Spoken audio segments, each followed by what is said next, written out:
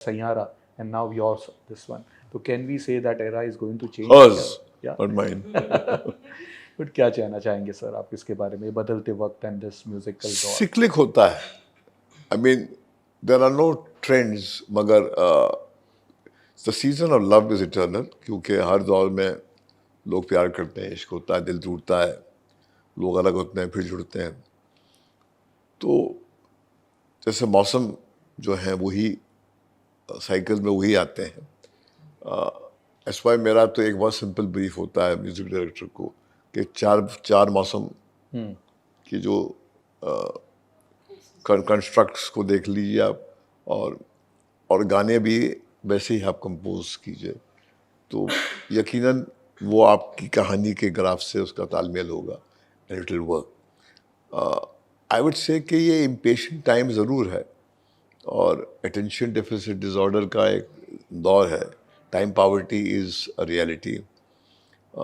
Sophistication है listener की, वो इंस्टेंटली गाना जो है वो सुन के वो बंद कर देता है अगर वो उसको प्रभावित नहीं करता है.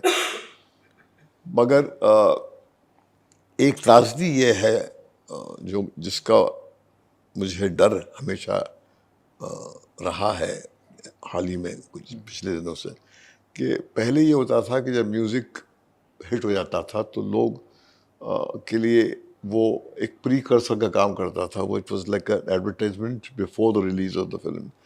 तो वो फिर उससे गानों से प्रभावित होके वो जाते थे पिक्चर देखने. मगर आज कल क्योंकि कंटेंट इतना इजीली अवेलेबल है स्मार्टफोन पे, तो अगर गाने का लुत्फ लेना है तो आप वहाँ देख लेंगे अपने, तो सिनेमा हॉल में क्यों जाएंगे. और वो भी क्यूरेटेड कंटेंट जो है जो पर्टिकुलर टाइम में दिखाया जाता है. तो the times have change. Will it draw the audience into the hall क्योंकि आपका म्यूजिक ही अच्छा है? That's one concern. मगर लव स्टोरी में अगर वो तड़प होगी या वो सच्चाई होगी जिससे वो गुजर रहे हैं, वो दौर गुजर रहा है, तो यकीनन वो अपनी जगह बनाएगी ऑडियंस के दिल में. This is my personal belief, and I have seen that happen. और मगर my only concern is always been this के वर्ड ऑफ माउथ के लिए भी you must have people in the hall. Correct. क्योंकि वो आखिरकार लोग ही होते हैं ना, एम्बेसडर, जो जाके बोलते हैं कि फलानी फिल्म देखो या फलाना गाना सुनो. जैसे आपको मैंने कहा कि ये गाने सुनिए, ये इसके गाने अच्छे हैं, तो आपने गाने सुने और आपको एक गाना बहुत अच्छा लगा, तो फिर आपने खुद इनिशिएटिव लेके वो गाना जो है अपने दर्शकों को सुनाया. तो देन अल्टीमेटली जो है जरिया जो है इंसान ही है.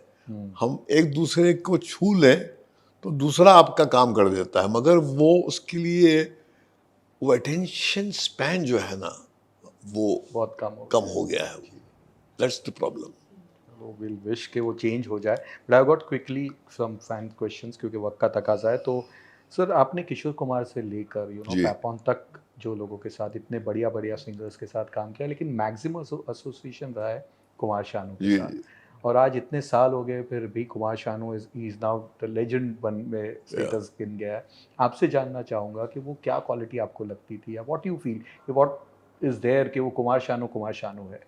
कुमार शानू में एक सिंप्लिसिटी है, बहुत ही सिंपल किस्म का शख्स है. अब वो एक इंसान की आवाज़ कुदरत उसको क्यों गिफ्ट करती है, उसका कोई सिंपल एक्सप्लेनेशन हो ही नहीं सकता. मगर हाँ, उसकी आवाज़ में एक नेचुरल एंग्स्ट भी है और एक यूथफुलनेस भी है. और जब भी आप किसी एक्टर के ग्राफ को देखते हैं जो सुपरस्टारडम तक पहुंचता है, तो उसके पीछे म्यूजिक का बहुत बड़ा हाथ होता है. Of course. तो कुमार शानू एक तो बहुत सिंपल शख्स है, एंड लोग कहते थे कि he is a replica of Kishore Kumar. No, he may have been influenced by Kishore Kumar, but उसकी अपनी अदा थी, उसकी अपनी आवाज़ थी, उसका एक अंदाज था जो आज भी मैं सुनता हूँ. जो उसने हमारे एक सीरियल में गाना गाया था नामकरण में. आई मीन मैं तो उसका मुरीद हूँ. I just love him. Is outstanding. Radio Nasha.